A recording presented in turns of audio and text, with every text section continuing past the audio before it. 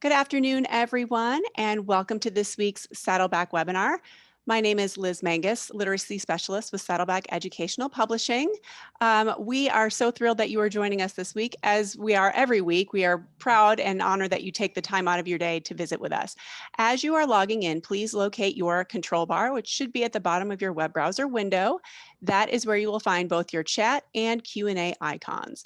Please use the chat area to communicate with us today. We're hoping to have a very engaging discussion today, and we need your help to do that. So please feel free to use the chat to share your thoughts and ideas. And from the dropdown, select all panelists and attendees so that everybody who is joining us today can see what it is you have to say. The chat area is also where we will be dropping links to materials and resources that our presenters are providing today. So be on the lookout for that. And please use the Q&A area to put your questions for either Saddleback or our presenters today. Now, I know sometimes we get excited and we put our questions in the chat area, and that's okay too. We'll find them and we'll get to them. But if you can, please remember to put the questions in the Q&A area. For the most part, that allows us to get to them a little bit more efficiently. We'll get started right at 3 o'clock Eastern time. But in the meantime, you know you want to go to Twitter and let everybody know that you're here. I mean, your phone is sitting there in your hand and that app is staring at you. Answer the call, go to Twitter, let everybody know you're joining us today for this great learning opportunity. We have Saddleback's Twitter handle, as well as Dr. Cash and Dr. Mcknight here for you. This is a great way to continue the conversation on building a self-regulated classroom in an e-learning context. We have a couple more minutes before we get started, so let's bring in Dr. Cash and Dr. Mcknight. How are you both today? Thank you for being here. Hey. Hello, how are you? So we're kind of like all over the United States here because Katie, you're in Florida. I'm in Palm Springs, California. Liz, you're in Texas. I'm in Texas, yeah. And Amber, who's hidden, she's in the OC, what we call the Orange Curtain out here, Orange County. Yeah, so we're kind of reaching across the country here. That's right. Yeah. And coast to coast. And as people are joining in, typically they all go to the chat and let us know where they're joining us from. So feel free, ladies and gentlemen, to do that. Let us know where you're from. And we always my personal thing is I'm always looking for my friends in Canada. So that's just me. Everybody has something that they're looking for, a particular state. San maybe Antonio. Welcome, Doris. Did some work for San Antonio.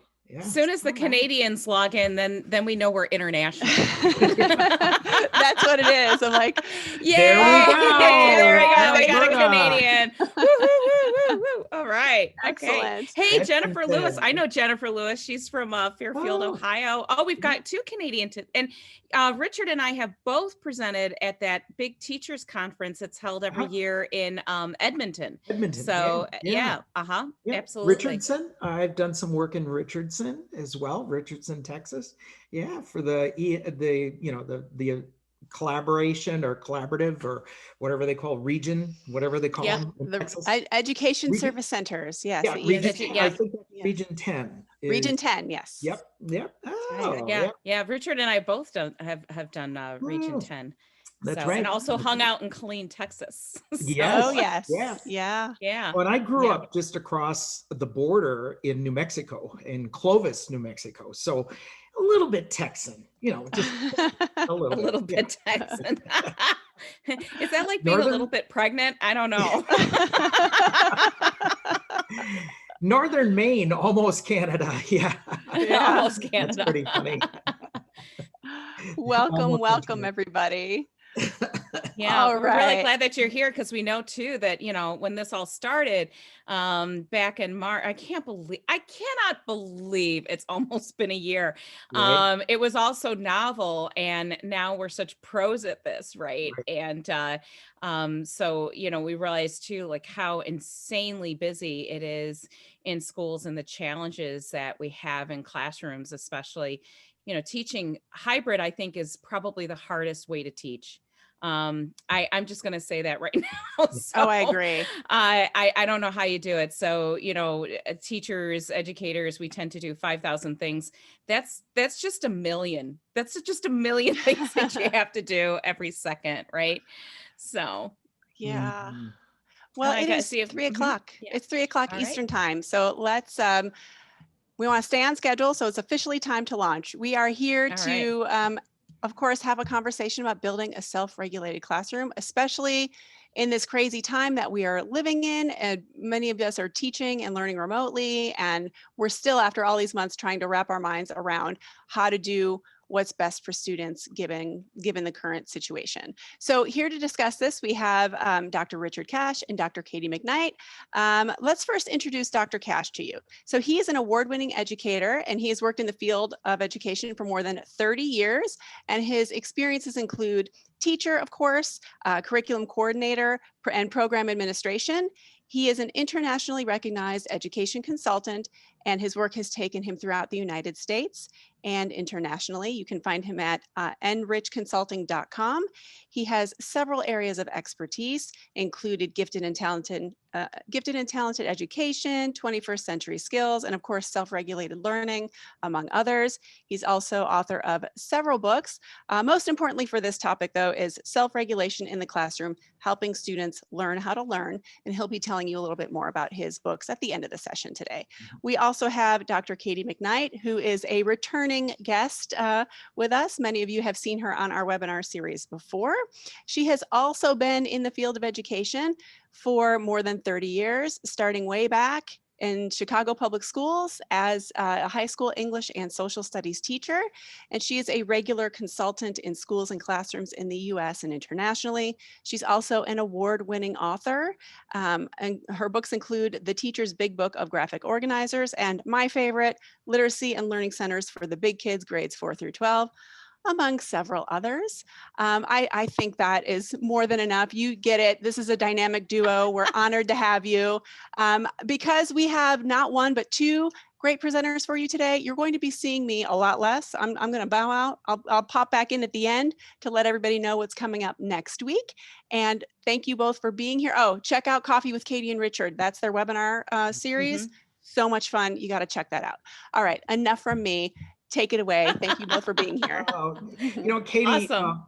We sound both fancy and old. Yeah, we're very fancy. Well, I'm very fancy today because I put my, English educators, literacy educators tend to wear scarves.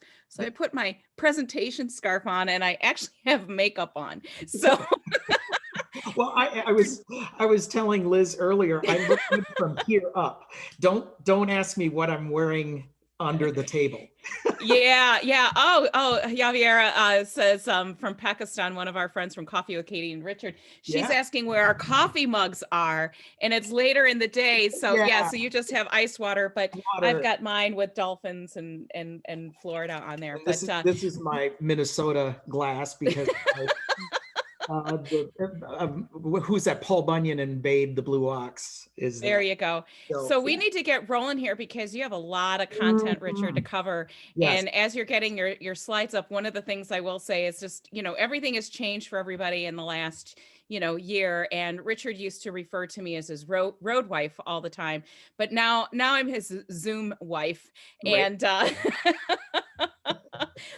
so it's pretty funny how all this happens to be. Hey, we have some questions that some of you wrote down or sent in rather prior to the presentation, the webinar today. And some of them include, I just want to make sure that that we read all those things and the good people at Saddleback Publishing forward those along to us, and they're so fabulous to work with and provide this opportunity to our friends and colleagues. And so one of the things was about anxiety in students. There were several questions on that. So Richard, typical teacher before class today, revised a couple of slides and we talked about it a little bit, how we're going to address that. And then also specifically how it can be contextualized for a special education classroom and how self-regulated learning is connected to executive functioning. We're going to clarify that as well too. So we want you to just know that we have read through your questions and such. Richard is going to also pause during the webinar. We've discovered that as we've done those, that's just effective for presentation, is that we'll do a chunk, and then I will be watching the chat and Q&A area. So if you have any questions, please post them in the Q&A area and we'll discuss them, and then go to the next chunk. So that's how we're going to be moving along. So without further ado, I'm going to hand over the microphone to Richard, and he's going to get rolling here. Yeah. And, you know, Katie, that's called the chunk and chat. It's the chunk and chat. Chunk and chat. So we're going to chunk and chat. You like that? So yeah, go ahead and as you have questions as we move along, just post them in the chat box. Katie and Liz are reading those. When we get to the pauses after each of these sections, then I'll respond to those questions. So yes, we're going to talk about the e-learning setting, but also because a lot of you are starting to transition your students back into the classroom, in-person learning, which is kind of crazy. It's been a year. I'm going to be talking about those items there, the self-regulation items that you may need to consider as you're moving kids back into the classroom. Because here's the big thing. They have diminished their regulatory systems for learning during COVID. So we're going to have to reinitiate kids as if this were the first day of school, as in kindergarten and first grade. So let us start with first, what is self-regulation? You know, a lot of people have jumped on these programs such as SEL, you know, executive functioning, mindfulness, all that stuff. Well, all of that stuff, and you're going to see it throughout this session, come out of the study of what is called self-regulation. Self-regulation is a tridimensional concept of who we are, in this case, as a learner. So there are three distinct, equally important dimensions to this. And this is where I think SEL misses the mark, and where just talking about executive functioning misses the mark, because self-regulation is the bigger overarching umbrella term to this. And Katie and I have been doing a lot of work with this self-regulation as it applies to literacy. So this is really important, not just for the behavioral aspects. It is the whole encompassing of the learning process. Okay, so let's look at those dimensions. One dimension is called the affect dimension, and this is how we feel. Okay, now you have to understand the difference between a feeling and emotion, and this is where SEL, I don't think, makes the mark, because emotion is actually a chemical reaction that happens inside your brain. It controls us, we don't control it. So you may not necessarily be able to control your emotions, but what you can do is control the response to that emotion, which is feeling. And that's what's up here in the prefrontal cortex, executive functioning.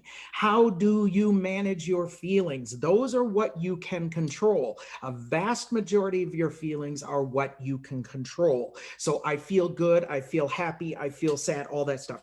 When kids, or when anyone says that you made me feel X, you've just given away your power. Okay, because no one makes you feel anything. They may have created a situation where then you respond to it and feel bad, feel mad, feel happy, feel sad. That is your responsibility. That's not the other person's responsibility. So I want you to really watch yourself, especially when you're working with kids, to help them get away from that shaming and blaming other people for how they feel. Okay, someone can create the situation and therefore then I feel bad, but what am I going to do about that feeling? Okay, so I call it taking back your power, taking back the control. So affect, how we feel. That is what drives us, that motivation to do whatever it is that we are doing. Another dimension is what is called the behavioral dimension. Now, here's where, you know, you have your literacy skills. Here's all of the actions that you do. So the affect was the E in SEL. The behavior is the S in SEL, because all behavior is social, okay? It's the interactions that you have. It's how you work with others, how you collaborate, communicate, how you do something is your behavior. So affect is feel, behavior is do. All right. And then the third dimension is your cognitive dimension, or the cognition dimension. This is the third leg to the stool that SEL misses. Okay. So cognition is actually divided into 3 levels, and they're transcendent levels or hierarchical levels. The first level is metacognition. That is what everyone has starting at about 4 or 5 years old, because it requires the hippocampus to remember, okay? So metacognition is the voices in your head, okay? This is the only time, except in reading, that I want kids to be listening to the voice in their head, because that's their metacognition, all right? That thinking about their thinking. It's really the reflective process. We learn more from reflecting on an experience than we do from the experience itself. So that's metacognition. How do I think about this, right? That's self-belief as well. What do I believe about myself as a learner? What do I believe about myself as a person? All right. Moving up, then you get to infracognition. And infracognition are the structures of thinking. Okay. This is where self-efficacy lies and resides, is in infracognition. Now, we're born as creative, critical reasoners, decision makers, problem solvers. We're born that way. That's how we've survived so long. But now we're talking at a much greater degree, because now we're talking about solving much more complex issues and complex problems. And I see Katie came on because I know she's got something to say here. Yeah, we're like an old married couple finishing each other's sentences. So since Saddleback is sponsoring us, let's give this a literacy context too. So here's a concrete example. And by the way, one of the participants, Bonnie, gave you a shout out that she really appreciates the distinction between SEL and SRL. And I commented that, yeah, they're used synonymously, and they aren't synonymous, right. So let's look at this in the literacy world. One of the things that happens. So for instance, Saddleback specializes in high interest, lower level books. Okay. So kids have access, right? So one of the things that we face a lot of, especially in middle school, is that when kids wind up in reading intervention, I think any middle school teacher, reading interventionist will agree with this, is that 90% of it is emotional. It's those feelings. It's that affective or affective piece.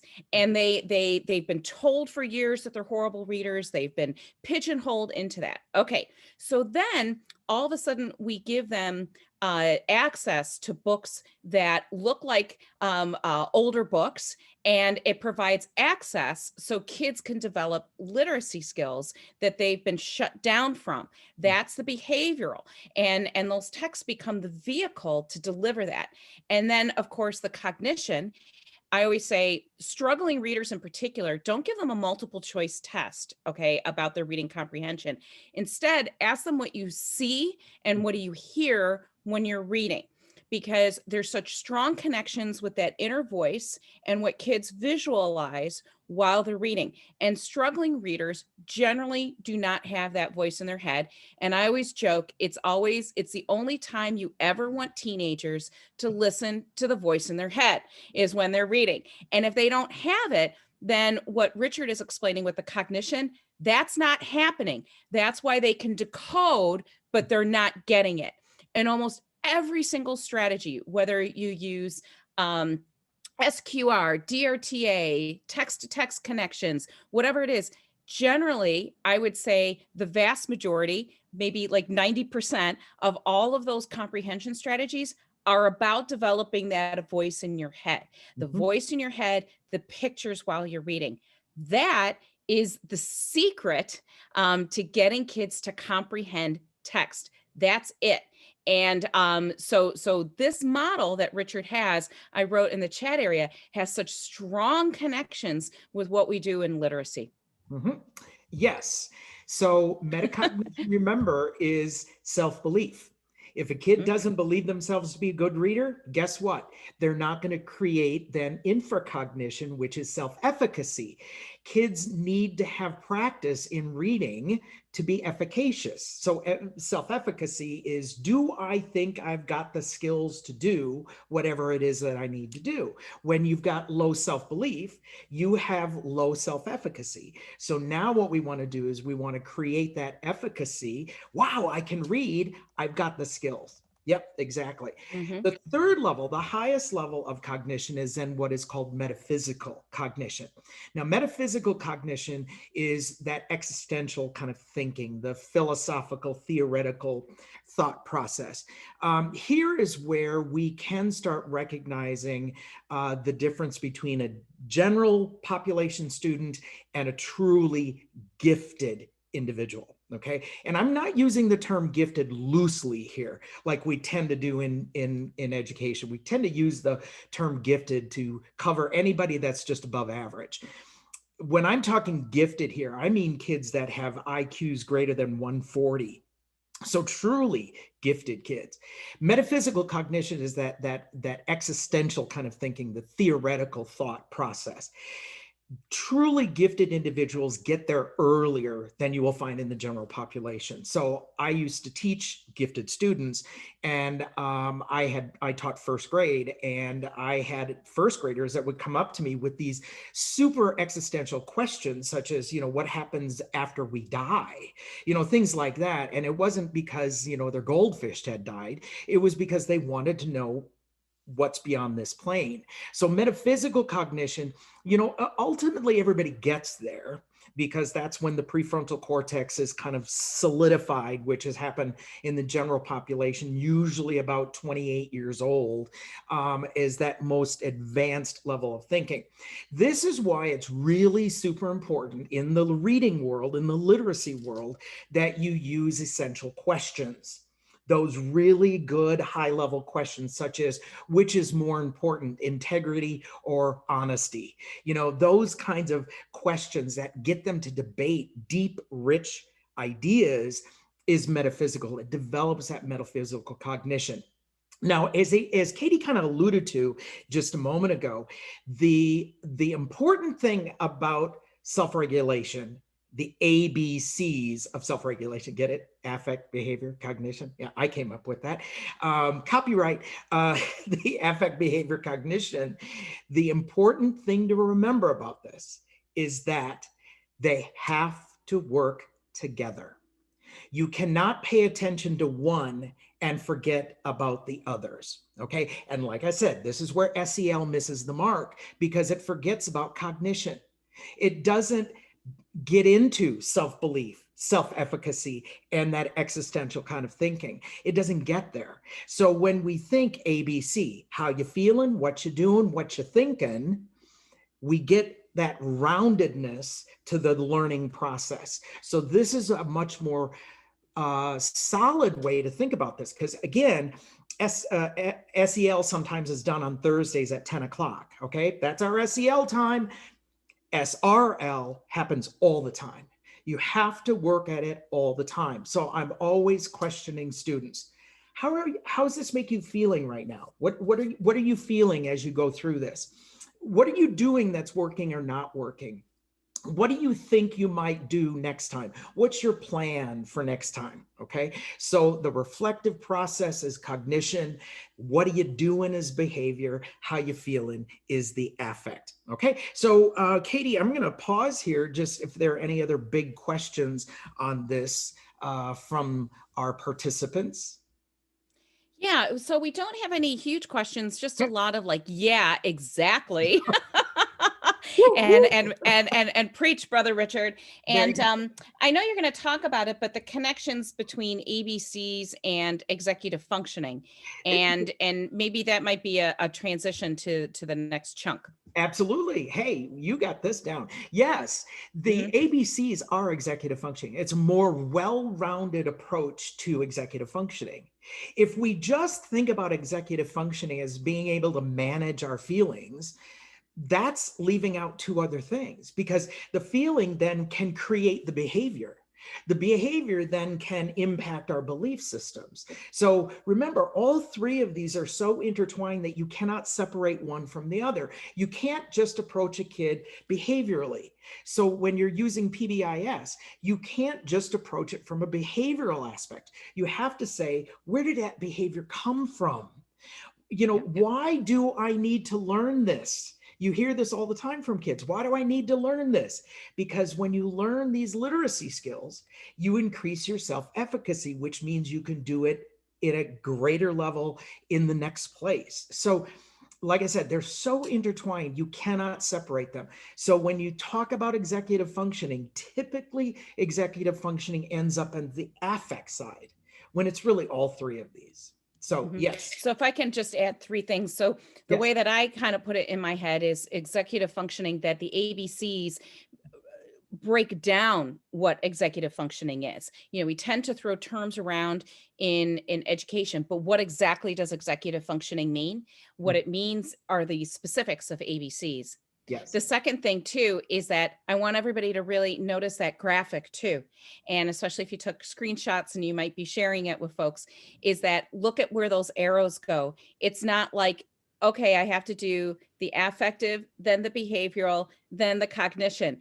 They are, what am I trying to say? Integrated, recursive, progressive, everything else. They go all, you know, all different directions. Yeah, exactly. So think of it that way, as a cloud more than a step ladder that you're doing. And then the other thing too is that, you know, this is one of the other aspects of it too. It's just a living and breathing way of looking at things. It's got to be in the oxygen of the classroom, the school climate, et cetera, et cetera. And then somebody also asked too, Richard, is can the methods and ideas that you're sharing be applied to the classroom? I think we've already answered that. Yes. And, you know, the example that I gave from literacy, that's what this looks like instructionally. And we have tons more. So I'm going to turn it over to Richard. So, yeah. So let's look at then, how does that develop? And that gets into, can this be used in the classroom? Absolutely. It should be used in the classroom. It should be constant. I have a poster that goes along with my book, and it's just got ABC on it. And it's just a reminder for kids that when you get to a point of struggle, or when you get to a point of success, either one, you got to go back to, how's this making me feel? You know, one of the things, I'm very much of affirmative language and not deficit language. So I know we're kind of caught up with the language of struggling readers. I say they're striving readers because they're really having to work harder at it than other kids. So when you've got a striving reader, what you want to make sure they do is, when they find those little bitty successes, you pause and say, how's that make you feel? What did you do that got you to that feeling? What do you think you can do next time? Okay, so you want to keep reminding kids of that, because to become self-regulated, there is a process to that. And it happens in 4 stages. Okay, so the first stage is modeling and observing. They have to see someone doing it. This is why read alouds are super, super important for early reading or for reading fluency, because they need to hear someone that's fluent. If I walk into a classroom, and now Katie's going to love this one. If I walk into a classroom and I hear popcorn reading or round robin reading, I literally want to rip my eyeballs out, because that is the most ineffective way to get kids who are striving readers to read more fluently. Here comes Katie. Because they need the good modeling. They need good modeling, and modeling means that a fluent reader, they're listening to a fluent reader. So also, if you're working with EL kids, they also need to hear the fluency, the rhythm to the language. All that stuff is super, super important. Katie, you want to jump in? Yeah. We are like an old married couple. So I'm writing in the chat area too. So this is why too, in the content areas, for example, that kids need to see teachers, how their teacher, who might be the social studies history teacher, how they maneuver a primary source document.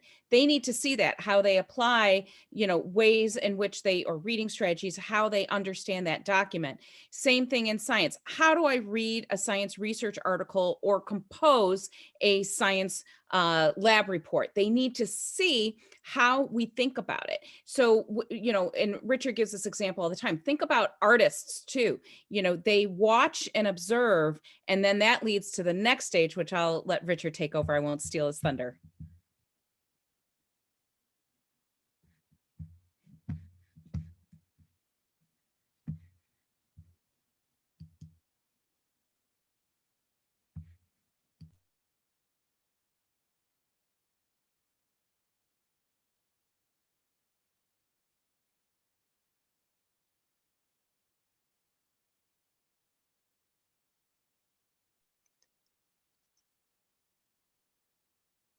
Just want to jump in here. Did we lose Richard? Katie, do you see Richard? I see him, but I don't hear him. Okay. Oh, wait, now I hear you. There you are. Okay. That's like the line of 2020. You're on mute. You're on mute. Okay. All right. Now we have him back. Okay. So rewind about 30 seconds, Richard. Okay. Yeah. So the next stage then is copy and do. Okay, that's where they just practice it the way, or they just do it the way you had originally done it. Now that's a really important stage. It may be a shorter stage. It may not last very long. Oftentimes when I tell teachers, you need to put up representation of what it should look like when they're finished with whatever it is. And teachers will, they'll just copy it then. It's like perfect, because that's the stage that they're in. So you need to allow that to happen. Okay, then the next stage is what is called practice and refinement. Okay, practice and refinement is kind of like you got the training wheels on, but you're now starting to pull the training wheels up, and you're, riding one-handed and so forth. So they really are practicing that to ultimately where they get into independence and application. Now, look at the subheadings on all four of those stages. Does that look familiar? A lot of you are probably saying, oh yeah, it looks like the GRR. Well, yes, it is the GRR, the gradual release of responsibility. Actually, I really want that to have a different name. It should not be gradual release of responsibility. It should be gradual release of control. Here's why. One of the things that I've done is I've created this teaching and learning continuum, the TLC. And you'll note that the yellow triangle is teacher control.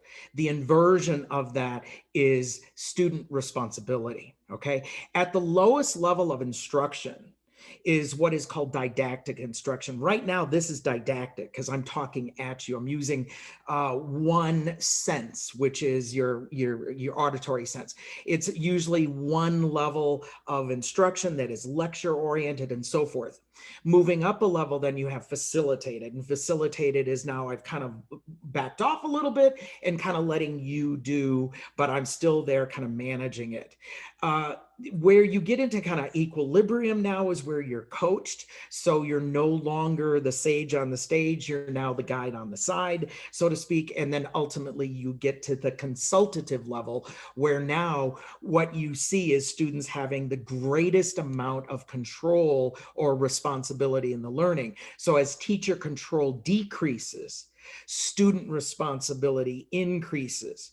So what I did is I took the idea of self-regulation, my TLC, and the GRC, the gradual release of control, and put them all together. And I want to give you ideas of what you can do in each one of these phases of the learning process, or stages of the development of self-regulation instructionally. Okay, so didactic, again, like I said, it's teacher directing all of the learning. Students are very passive in this. It's whole group activities and teacher constructed assessment. So just do as I say, right? Okay, so those instructional strategies are lecture, mini lessons, webinars, YouTube, things like that. So when we're in a virtual setting, this typically is what's being done. It's didactic because it's not that interactive. It's hard to be interactive in this setting. What we want to do is we want to raise the bar. and move into the facilitated. Now here, facilitate is the copy and do stage, okay? So now teachers still are determining the activities, but kids now are working in groups. So they're getting a little bit more control over their own learning process, the responsibilities developing. So your groupings are flexible and so forth, but this teacher's still constructing all the assessments. Now, here is where you start to engage your peers in the learning process. So what you're asking them to do is assess each other, evaluate each other. Okay, so the instructional strategies here, this is where Katie's stations and centers comes in. That's like the important part of moving kids to becoming more of that independence and self-directedness, so group work and things like that. The coach, the practice stage now is I'm, again, kind of the sage on, rather than the sage on the stage, I'm the guide on the side. So I'm there guiding them. Kids are assuming more of the responsibility. Here's where they are independent. Okay, I want to clarify the difference between independent learning and self-directed learning. Independent learning means I've still had a teacher design it for me. I then go do it by myself. Okay, I can seek out the help if I need it, but I usually am doing it pretty much by myself. That's independent. All right, so internet investigations, getting choice and voice, those kinds of things. Project Zero is where you'll find some really interesting things. That's at Harvard University. The website's listed there. So really what we want to do is we want to move all of our kids into that consultative independent level. Here is where the student makes the decision. Okay, the student is setting the goal. Right? So the teacher's not setting the goal, the student is setting the goal. The teacher works with the student to achieve that goal. This is called self-directed learning. Okay, independent learning, teacher sets the goal. Self-directed learning, student sets the goal. Okay, so whether it be a simple goal such as I want to read 2 pages in the next 5 minutes, that's a goal. Okay, that's good. That's self-directed because the student set the goal, not the teacher. All right. The student determines what is the criteria, whether they use SMART goals or whether they use thumbs up, thumbs down, smiley face, neutral face, sad face. It doesn't matter, but that the student decides what they're going to do to evaluate themselves. They can also define their own evaluators, which could be in a passion project, which is one of the instructional strategies. They decide that the teacher is not necessarily the expert on this. If I'm going to be writing a movie script, okay, it's going to be a writer, a television writer is going to look at the script, not the drama teacher. Okay, so they decide who the evaluators are. And it's really that self-guided study that we're looking at. Now, I know I went through this pretty quickly, but I have to because there's just so much I want to get in here for you. But I want to pause here to see if there are any big questions before I move into then how we help develop those self-regulated learners. Anything for me that needs to be answered? I don't see Katie coming on. I don't see Liz coming on. All right. Hey, I'm coming. It just took a second. It was a little bit of a delay. Hey, so one of the things too that I wrote in the chat area, can you go back to the beginning of that sequence of slides? Yes. So as he's doing that, you know, and it's kind of like a fast rewind there. So this is for in-person instruction, and it's particularly connected to in-person learning, hybrid, and remote learning. Mm-hmm. So especially, you know, Richard and I did some work too with some schools and some districts at the beginning of the school year, and that, you know, the I do, you watch, you know, I would do that. That's when especially in a hybrid situation, that's what I do online in a virtual setting. I can model for my students. Okay. And then the next, if you can go to the next one. And of course we do that in the class, and with the Literacy and Learning Center model that I created, that's the mini lesson. And then I do you help. So then kids can do that. You know, I can still be online and remote and say, okay, now you students, you know, now my students do this, and they can show their work or put it in the chat area or show screenshots of it, etc. But then in the classroom, maybe I have kids in pairs and they're doing exactly what I had just done. So maybe I'm showing kids how to populate a graphic organizer in my modeling. Now they're doing it. And remember, it's okay if they copy it. If they copy it, that's actually great, because then you know that they're listening to you. And then the third one, if you can go to the next slide, Richard, you do I help. That's where kids can start working on their own if you're in a hybrid situation. So when they're offline, off screen, that's where they go into the practice. So they've seen it, they've gotten a chance to practice it in a large group setting with support. Now I want you to go off and do it on your own. And then that last slide is the training wheels are off completely. And now they're figuring out where they can apply that in their independent learning. So and I always say too, that last one, that doesn't always happen on your watch too, right? So if I'm developing reading strategies with my students, I always say reading strategies are all great, but it's a matter of when and how to use them. Knowing when and how to use them, that's when you're a rock star, right? So if I'm a 6th grade teacher and I'm teaching strategies, but it's not until 8th grade where students just without prompting pick up, you know, Post-it notes, sticky notes, and they start writing down what they're thinking, the questions that they have while they're reading. That's epic. That's absolutely epic. So that's my question to everybody else. And just, you know, you can put it in the chat area. Yeah. What strategy did you learn when you were in school that you still use as an adult? Yeah, absolutely. Many of you mark up text. For me, marking up text is too distracting. I still am old school, Richard. I outline like old school Roman numeral 1. Oh my gosh. The results of Catholic education, right? Right. And if you can't write in the book. No, and if I have an orphan one, like a big A, but I don't have a big B, it makes me crazy. You know, I every time I write in a book, I feel a little dirty. I'm writing in the book. Yeah. Shauna said she outlines too. Maybe some of you mind map or whatever you do, just go ahead and put it in the chat area. It'd be kind of cool if everyone does. Okay, Richard. Okay.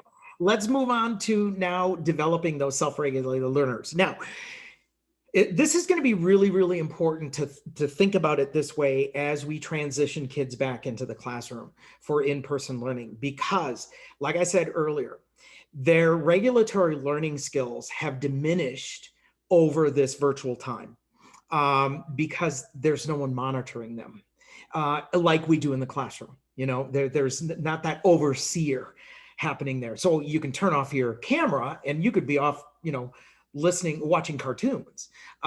So I interviewed actually some of my friends' children about their fears and anxieties about transitioning back into the classroom.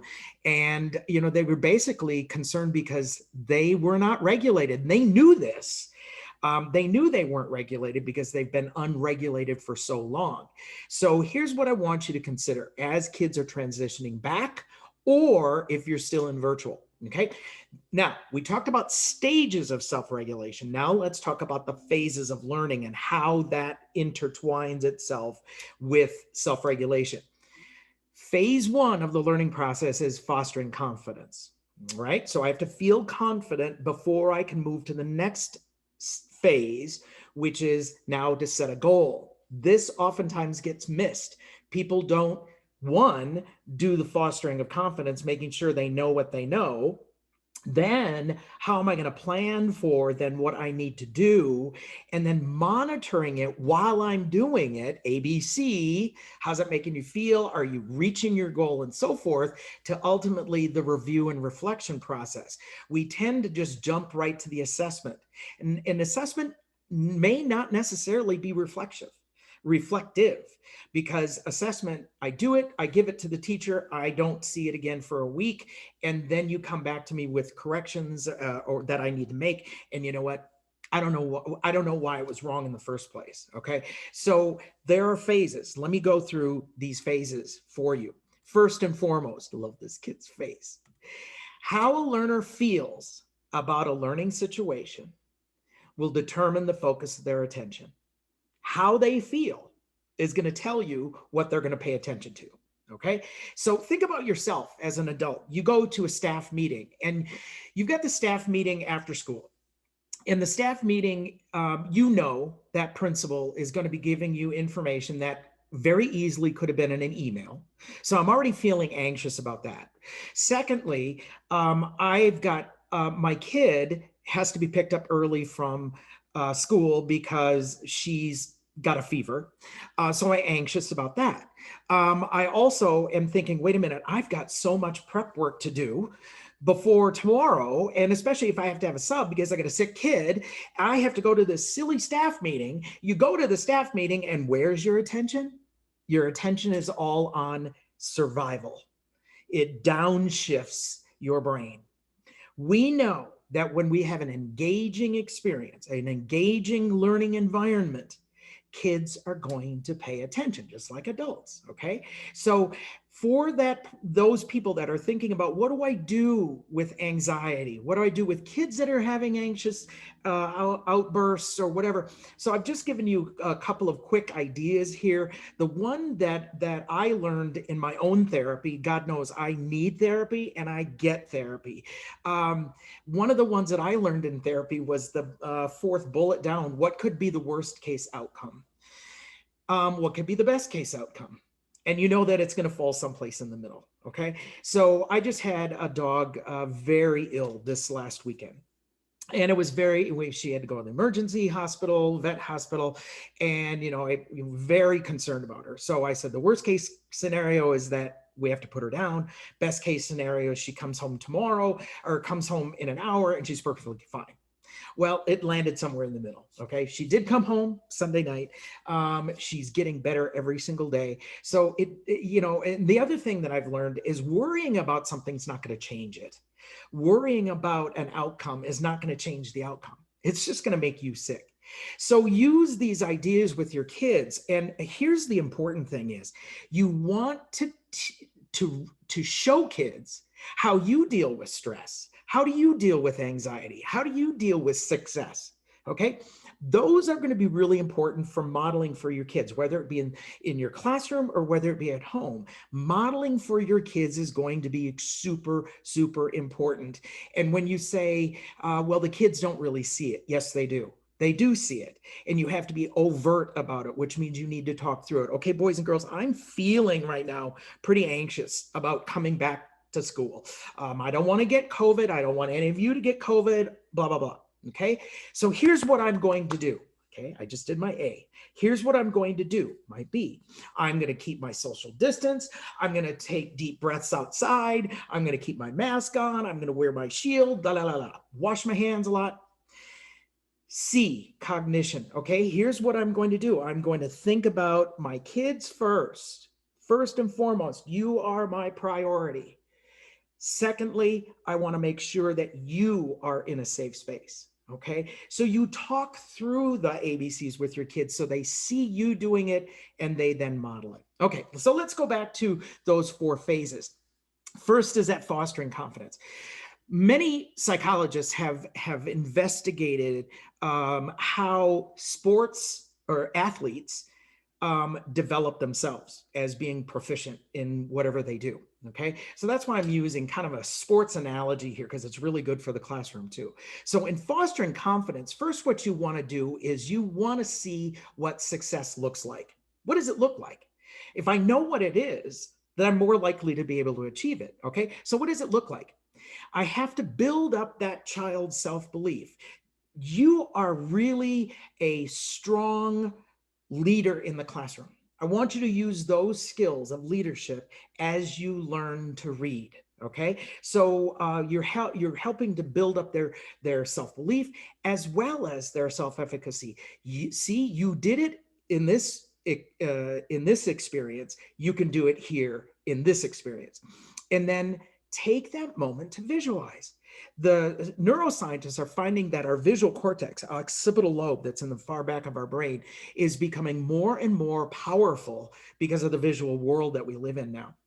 And visualization, which is processed back there, is a really important way to start feeling good about yourself. So envision yourself being successful? What does it look like when you're successful? Okay. First, build that confidence. Next, set the goal. Now, some of you may recognize this picture here. This is a woman named Joan Benoit. And Joan Benoit was the first female marathoner to win the gold medal.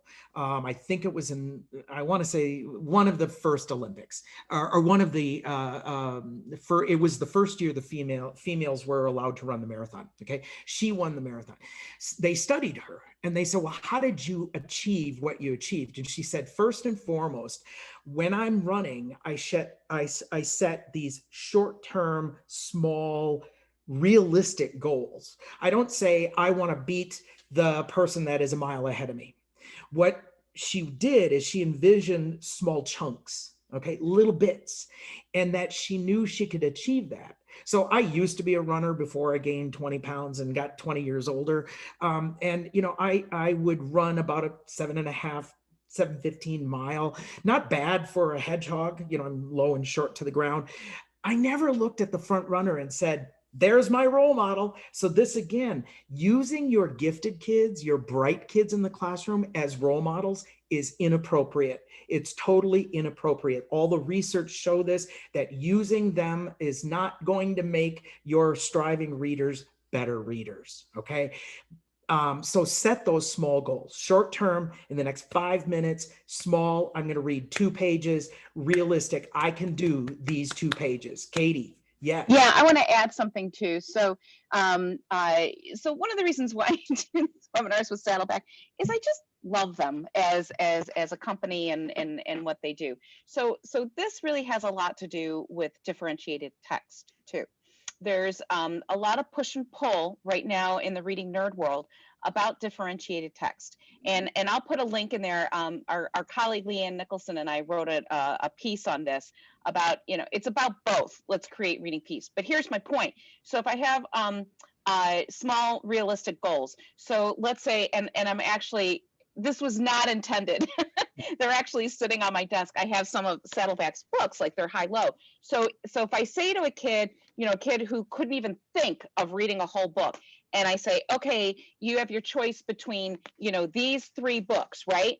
And you can pick one of them and read the whole thing. Well, because they're accessible, I'm going to have that goal, that realistic goal that I can now jump to the next level. So it's never the intention that this is where I'm staying. This is my entry point. And it's powerful. It's a powerful entry point. So then I can start going into different texts. So that's a perfect example of that, the short-term, small, realistic goal, you know, of like, all right, so I'm going to read this for now, but then I'm going to have access to different texts, higher level texts, more complex texts, because I have the foundation of this, right? So. Okay, yes. So the next piece is to narrow the focus, to get rid of the noise, okay? This is going to be tough in the classroom now because the noise at home in the virtual setting was enormous. Now we're going to have to narrow the focus. We're going to have to get rid of the noise. Okay.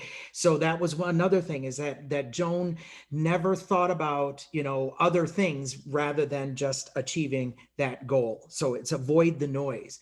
And what are you going to need when you get there? Okay, so what are our kids going to need when they come back into the classroom? They're going to need a support. They're going to need emotional stability. They're going to need to feel good about what's going on and so forth. So, and then again, visualize reaching that goal. What is it going to feel like? What's it going to do? How are you going to get there? And what do you think? Okay. And then what are the guides and structures that are going to be necessary for reaching that goal? So putting that all into place. Then, okay, here's one of my favorite people, Michael Phelps. Okay. When he was swimming in his final Olympics, he was jumping into the water. And as soon as he jumped into the water, his goggles filled up with water. Now, he could have stopped, taken them off. He would have lost. But what he did is he closed his eyes and he started counting his strokes because he knew exactly how many strokes it took him to get across the pool and back. Okay. So he kept going. So this is another thing. As you're monitoring that goal, okay, let's say you got this kid reading one of those texts. What are you going to do when you meet that hurdle? Because you're going to have the hurdles. They're always going to be there. What are you going to do? Who's your backup plan? Who do you go to when you have a question? What do you do when you don't know what to do? Those kinds of things. You got to plan for that. So Michael Phelps planned for it. He planned for every disaster to happen. His suit falling off, to goggles getting filled up with water, to everything. He planned for that stuff because he was able to keep going towards his goal. Make those adjustments when necessary. And Katie and I have talked about this quite a bit, of when you're allowing kids to make a choice in books, and you've got a kid who's a striving reader and they pick the most difficult book in the pile. I would never say, don't read that one, that's too hard for you. I would say, you go for that. Here's what we're going to do. I'm going to monitor you. I'm going to help you monitor yourself. And if after a day, it's still not, it's too much, it's okay. You come back to get another book. That's okay. So it's fine to adjust. Let kids know that it's okay to adjust that goal. Katie. Yeah, and just that on if kids pick something that's quote unquote too hard, we have to use things other than test data to facilitate the selection of books, because motivation is such a huge factor. So if a student picks something and you know they're going to struggle, audio support is not cheating. Let me say that again. Audio support is not cheating. Or if there's an ebook version, my son who has autism, he on his Kindle, he's 19, and he always has the audio assist, and it highlights the words as you move along. Great tool, especially for kids who have dyslexia, especially for kids whose first language is not English. So that audio assist is really helpful. And the other thing too is being with kids in groups as well when they choose similar books can also facilitate getting over those hurdles, and when kids are confused about something or whatever. So, but that audio assist is a game changer. It is not cheating. But I will say this, audio assist is not a substitute for reading the book. So it gets my jackals up when I see, when I see the audio assist being used to cover the book rather than using it as a tool to understand, develop, and comprehend the book. So let me just say that. So turning it on for like half an hour in class to cover a book, no. It's used when somebody's struggling. It's used in little pieces. The other thing too is audio assist. Then you have another model for a fluent reader. That's also important too. That also adds to reading development.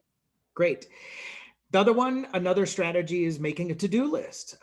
Katie and I were talking about this yesterday, just making a to-do list and just writing it down is just, even though you don't go back and look at it, even though you may not go back and look at it, putting it on the list actually is very, very helpful. This is a big one, especially for middle schoolers.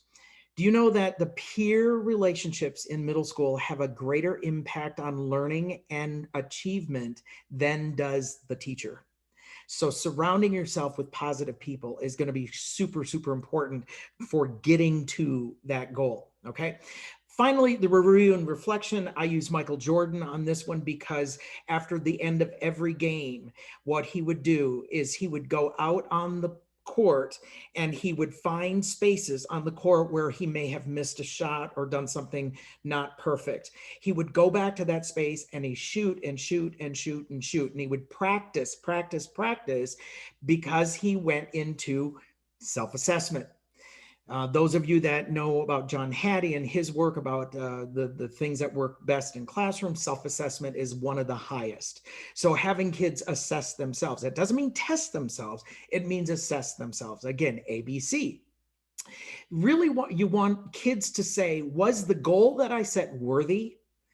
Did it require me to put effort forward? Was I active in achieving that goal, or was I passive in it? So you want kids to actually think about the goal they set, and then was it a good goal to set? Now you got to plan for what's next, because you're going to move right back into fostering confidence, because remember, this is a cycle. This isn't just you're done now. No, you got to think about what's next. What do I need to do to have a successful learning experience next time? And what I said about Michael Jordan going out onto the court and what he would do, he'd go to that one spot and he'd shoot and shoot and shoot. That's called deliberate practice, really focusing in on that one thing.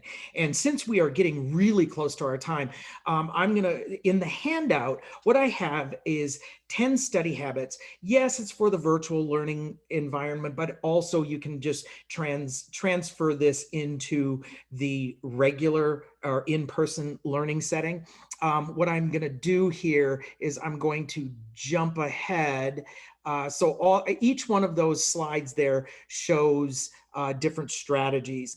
I also have included in the handouts a blog post that I wrote for my publisher, Free Spirit Publishing. I've got another blog post coming out like next week, I think, and it's on the transition back into the classroom.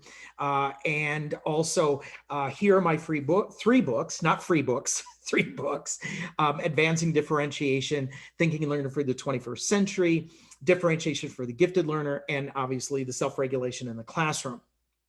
If you would like any of my books, you can go to freespirit.com. Don't go to Amazon because you can't use this code in Amazon. Use the code DIFFGIFT, DIFFGIFT, and you'll receive 25% off plus free shipping in the 48 contiguous states, not in Canada, not in Pakistan, sorry. But you could check out publishers in those countries to see, because they oftentimes will carry my books. So if you're interested, there is my the link to the website for Free Spirit and that code. So, I feel like I just ran a sprint. Yeah, whenever we do these webinars, it's like, where did the time go, right? I know. The 1 hour goes very, very quickly. Yeah, in addition, we've got so much to share with teachers. And before we sign off here, I just want to thank all of the teachers out there, because you've worked super, super hard. This has not been an easy time for anyone, and especially teachers, because our heart and soul is in the kids. And not being with our kids is extremely difficult. And I say virtual learning will never take over in-person learning, because learning is an emotional engagement. And when we don't have that through this TV screen, it's not emotional. Okay. Yeah. So it's our need to sit around the campfire and share stories. Goes back to caveman days. Hey, so I also put a couple of things in the chat area too, that article that I was talking about really the argument for differentiation, because I know that there's that push and pull about reading and selecting text is very real, that many of us face. And then also I always have a free resource of the week. So I put that link on there too. And they're ready-made strategies, tools, things like that you can use immediately. And then for really great books for kids who are striving readers, right, that are below level, or whose kids are not, first language, or who are English language learners, Saddleback is really, there's nobody else who does what they do. So I really want to give them a shameless plug as well. So I think we got pretty much all of the questions that were front loaded, and I see Liz coming back on too. We might have, I don't know if there's any other burning questions, but you can always catch us too on Coffee with Katie and Richard, and Saddleback. I guess we haven't trashed their corporate identity, because they invited us back. No, but I do want to say to everybody, because I know, Richard, you had to sort of fast forward through some of your strategy slides, but those are in the handouts. So you're not missing any content. They're there. The handouts are linked in the chat. So you'll be able to see those slides and see that information, right? So just want to put that out there and let people know that they can always go back and reference those materials to see those few slides that Dr. Cash wanted to fast forward through just for the purpose of time. So, and I do think we got to most of the questions that were front loaded, and even those that sort of came up in conversation. Did you see anything else, Katie, in the chat or Q&A that needed to? I did not. I think we pretty much covered that. And our Coffee with Katie and Richard is usually on Mondays, and we don't do it every week.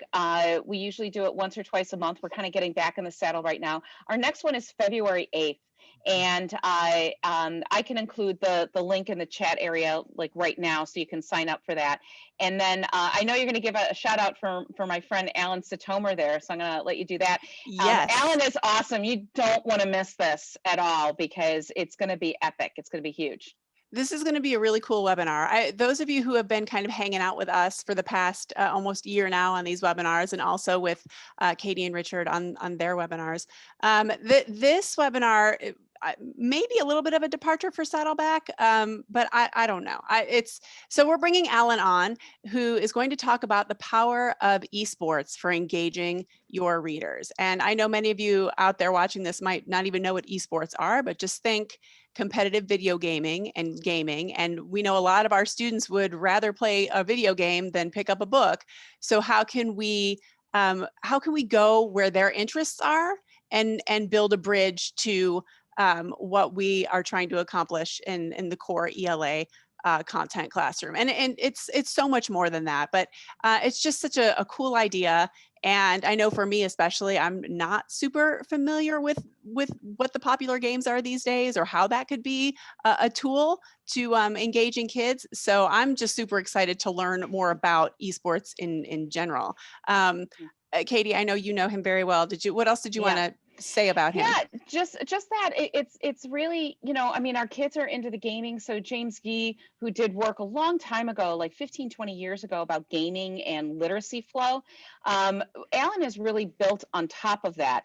And there is such connectedness between video gaming. Some of the popular video games, and the only reason why I know this is through my grandson, is Among Us is huge right now. Mm-hmm. Fortnite, of course, there's a bunch of them, but how do we use those? And that the esports is huge, actually. In Texas, for example, you can letter in esports, and competitive esports. So it is a thing. And so, anyway, as literacy educators in generally, more ways that we can hook kids from their interests. It all goes back to John Dewey, and getting kids where they are, and getting them into this, other domain and other things that we're teaching is really what we do. It's what we do as teachers. So I really recommend it. And if you can't watch it live, watch it on the recording, and tell Alan I said hi. So I sure will be able to join that one next week. Yeah, well, I think we're all super excited, and thank you, by the way, for introducing us to Alan, and I guess you're the reason that this is even happening in the first place. So I just know that we at Saddleback are particularly excited about learning more about this, and yeah, so thank you. So everybody, I just always have to put this in here to remind you, Saddleback Digital is now a thing. So if you need your high-low books on a digital platform, or you need your Saddleback in an ebook format, we've got you covered. There's an on-demand webinar on our YouTube channel where you could learn more about Saddleback Digital. So please check that out and reach out to me with any questions around that. We've covered most of the questions and the comments. So thank you everybody for your participation. And I love all the love that's coming through in the chat too. I don't know if you can see it, Richard, if you're watching it, but people are super thrilled and just they love coming to these webinars for the sense of connectedness and learning and stretching their thinking. So thank you both for your part in making this webinar happen today. And Saddleback is on your favorite social media platform. You can find us there, check us out. And of course, we always like to close with a big thank you for all you do. As Richard said, it's been a very, very hard 12 months and past couple of school years. So we appreciate you joining us, taking the time to learn and reflect with us to make your practice better and help your students succeed. And with that, thank you so much. And we'll see everybody next week. Take care, everybody. Bye. Bye. Take care.